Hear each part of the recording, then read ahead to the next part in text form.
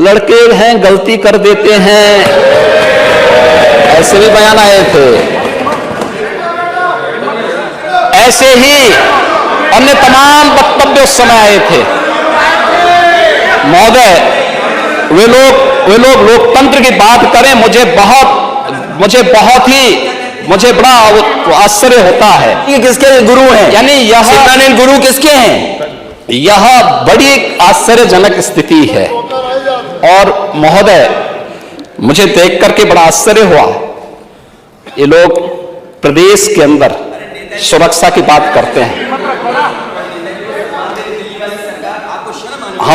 शर्म तो तुम्हें करनी चाहिए जो अपने बाप की सम्मान नहीं कर पाए।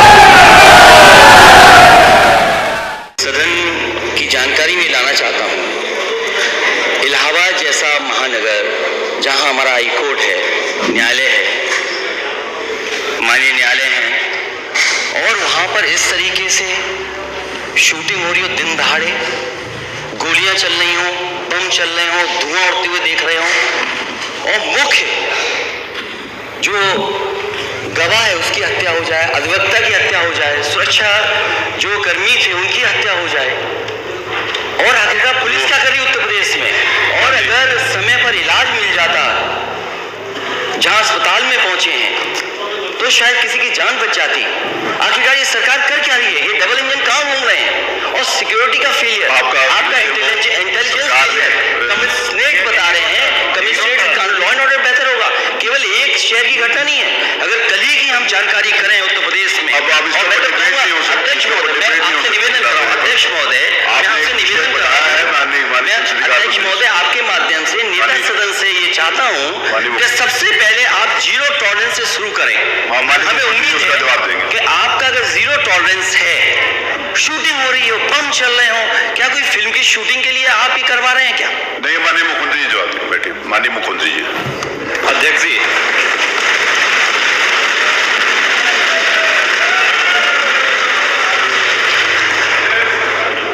कल की घटना जो प्रयागराज की हुई है वो दुखद है,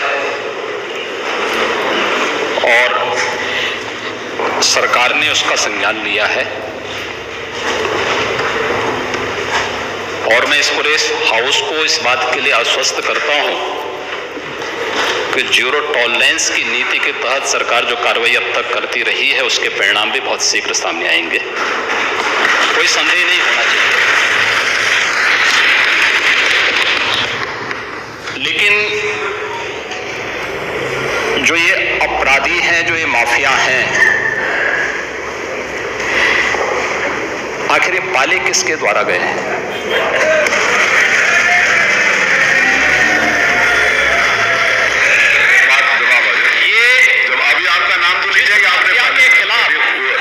जिस माफिया के खिलाफ किसी का नाम सच नहीं कि समाजवादी पार्टी ने उन्हें सांसद बनाया था, सच नहीं है। आप अपराधियों को पालेंगे, प्रदेश पार्टी जिस किसी भी पार्टी का रहा है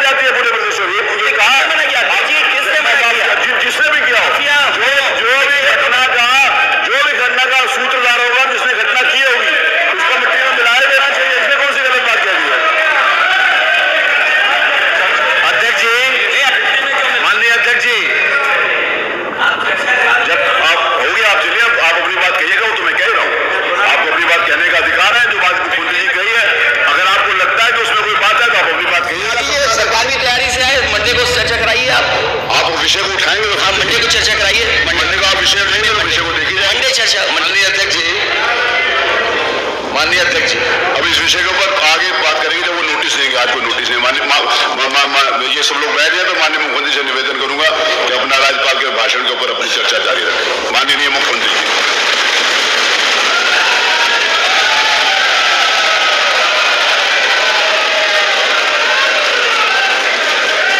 अध्यक्ष जी, मैं आपका आभारी हूं कि आपने माननीय राज्यपाल महोदय के द्वारा 20 फरवरी को संवेद सदन में दिए गए भाषण पर मुझे इस सदन में माननीय सदस्य डॉक्टर नीलकंठ तिवारी जी के द्वारा प्रस्तुत प्रस्ताव पर इसका जवाब देने के लिए अवसर दिया है। मैं धन्यवाद दूंगा नेता विरोधी दल और सभी माननीय दलीय नेताओं का और उन सभी माननीय सदस्यों का जिन्होंने इस पूरी चर्चा में भाग लेकर के अपनी बातों को मजबूती के साथ इस सदन के सामने रखा है।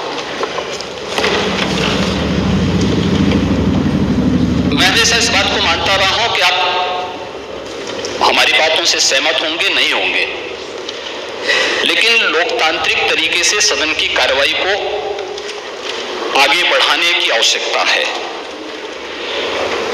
और उन कार्यक्रमों के साथ ही हम संसदीय लोकतंत्र की गरिमा को और उसके गौरव को आगे बढ़ाने का कार्य कर सकते हैं। इससे पहले कि मैं अपनी बात को आगे बढ़ाऊं, मुझे महाकवि दिनकर की कुछ बातें याद आ गई हैं।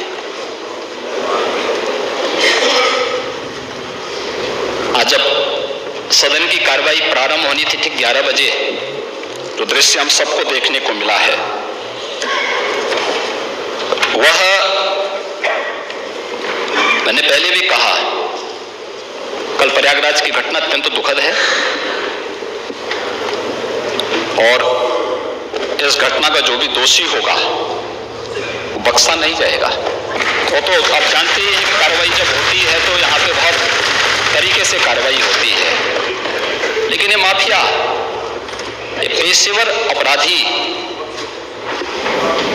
आखिर किसके द्वारा पाले पोसे गए हैं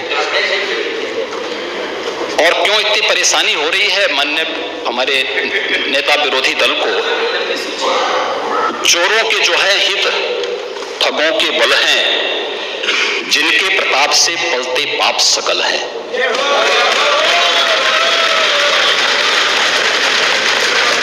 जो छल प्रपंच सबको प्रश्रय देते हैं या चाटुकार जन की सेवा लेते हैं, यह पाप उन्हीं का है।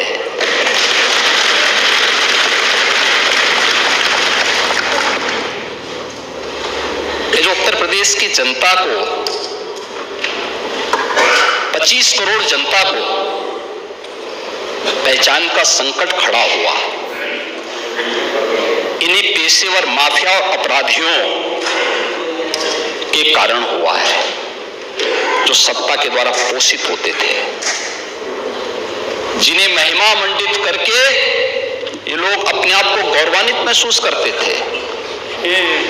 जिन पेशेवर माफिया और अपराधियों के सामने सत्ता नतमस्तक होती थी, और आज उत्तर प्रदेश भी इस बात को जान रहा है, देश और दुनिया भी जान रहा है, उन पेशेवर माफिया और अपराधियों के खिलाफ जो कार्रवाई चली है वह एक नजीर भी बनी है। और फिर मैंने कहा है तो इसमें हम सूची भी जारी करेंगे। मैं आ रहा हूं, आज हम कर रहे हैं, आज उस पर पूरी चर्चा में भाग लूंगा। और मैं तो इसलिए मैं धन्यवाद दूंगा माननीय अध्यक्ष जी को कि उन्होंने मुझे आज के दिन दिया है। मुझे लगता है आज और कोई बिजनेस नहीं होगा तो इस बिजनेस को थोड़ा आज इसी पे चर्चा हो जाए, इसी पे आज चर्चा करा ही लिए जाए। महोदय, जब हम इस बात को कह रहे हैं, वास्तव में राज्यपाल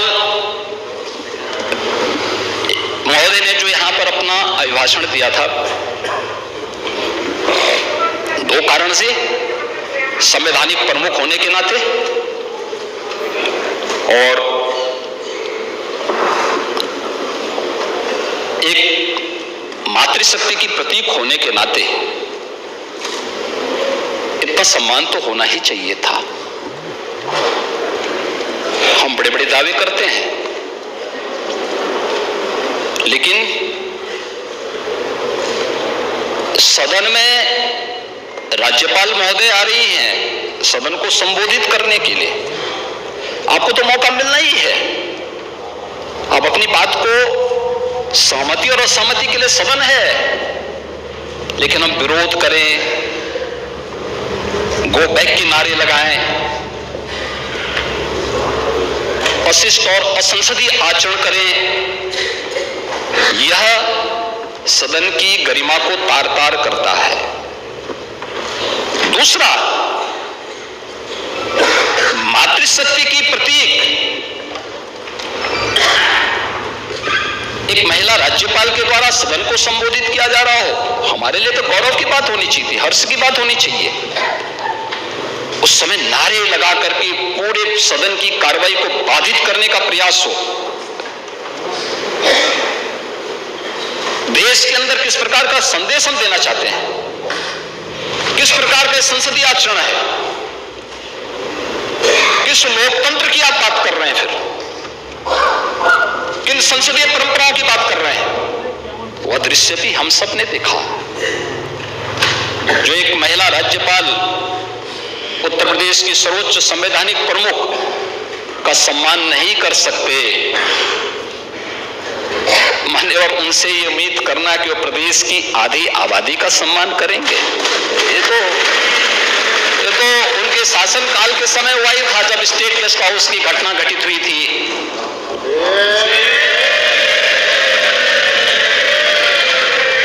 आचरण तो उनका उस समय भी सामने आया था।